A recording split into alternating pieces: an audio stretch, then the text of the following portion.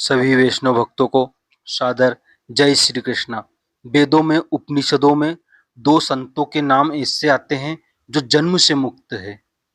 शुको मुक्त है, वामदेव मुक्त है। एक वामदेव ऋषि का ऐसा नाम आता है। वामदेव ऋषि संसार में आए, कभी माया का स्पर्श हुआ नहीं। जन्म से ही सुखदेव जी महाराज में ज्ञान, वैराग्य और भक्ति तीनों परिपूर्ण है। ज्ञान, वैराग्य और भक्ति तीनों परिपूर्ण है, इसलिए सुखदेव जी महाराज 7 दिन में मुक्ति दे सकते हैं। परीक्षित का यह प्रश्न था, 7 दिन में कौन मुझे मुक्ति दे सकता है, कौन मुझे परमात्मा का दर्शन करा सकता है। ज्ञान, वैराग्य और भक्ति जहां तीनों परिपूर्ण है, वही 7 दिन में मुक्ति दे सकता है। सुखदेव जी जैसे अधिकारी सिद्ध सदगुरु हो तो 7 दिन तो बहुत है। केवल प्रेम से स्पर्श करे तो परमात्मा का दर्शन हो सकता है। गंगा किनारे सुखदेव जी महाराज ने राजा परीक्षित को कथा सुनाई है। घर छोड़ दिया है, अनेक जीवों का कल्याण करने के लिए घर छोड़ा है। सुखदेव जी घर छोड़कर जाने लगे। माँ को दुख हुआ, मेरा बालक भले ही विवाह ना करे, घर में रहे, उसको देखने से मन पवित्र हो जाता है, उसको देखने से भगवान याद आते हैं। मेरा बालक ऐसा है, व्यास जी समझाते हैं, जो अतिशय प्रिय लगता है वह भगवान को अर्पण करो।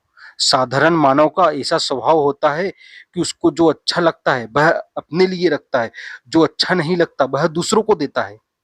अच्छा मेरे लिए है, इसी का नाम आसक्ति है। अच्छा दूसरे के लिए, उसी का नाम भक्ति है। तेरा पुत्र अनेक जीवों का कल्याण करने के लिए गया है। हे पुत्र, हे पुत्र बोलते हुए व्यास जी दौड़ते हैं। सुखदेव जी ने कहा है, कौन पुत्र और कौन पिता, परमात्मा के पीछे पड़ो। पिता पुत्र के संबंध में केवल वासना है। वासना से जीव बाप होता है, वासना से ही जीव बेटा होता है। जीव का ईश्वर से संबंध सच्चा है। मेरे पीछे क्यों पड़ते हो? अनेक बार आप पुत्र हुए हैं, अनेक बार मैं पिता हुआ। कौन पिता और कौन पुत्र? पूर्व जन्म का आपका पुत्र इस समय कहाँ है? पूर्व जन्म के पति या पत्नी जो प्राण से प्यारी लगती थी, इस समय कहाँ है? ये सब वासना का खेल है। जीव ईश्वर का है। बूढ़े की घर में वासना रह जाए, उस बूढ़े का मरने के बाद बालक का जन्म होता है।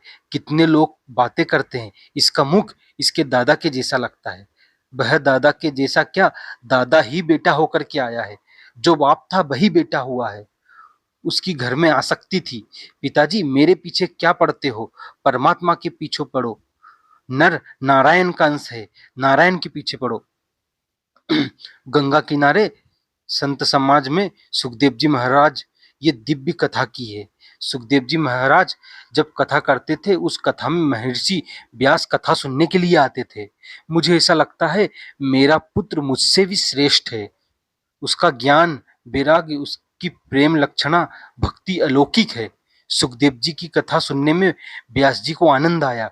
कथा कीर्तन से सफल होती है। कथा का 16 आना फल मिले, पुण्य मिले, ऐसी इच्छा हो तो कथा में प्रेम से भगवान नाम का कीर्तन करो। कथा में वक्ता भागवत गुणगान करता है, भगवान की मंगलमयी लीला का वर्णन करता है। गुण संकीर्तन, लीला संकीर्तन, नाम संकीर्तन से कथा सफल होती है। वक्ता श्रोता बहुत प्रेम से भगवान के नाम का जब कीर्तन करते हैं तभी कथा सफल होती। कथा का 16 आना फल आपको मिले, ऐसी इच्छा हो तो प्रेम से रोज कीर्तन करो। कीर्तन में संकोच रखना नहीं।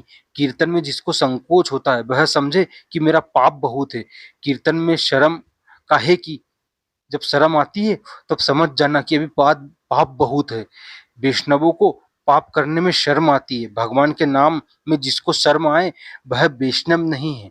आप प्रभु के प्यारे हैं, आप वैष्णव है, आप सब भगवान के अंश है। इसलिए खूब सत्संग करो, खूब भजन करो और खूब कीर्तन करो। जय श्री कृष्ण।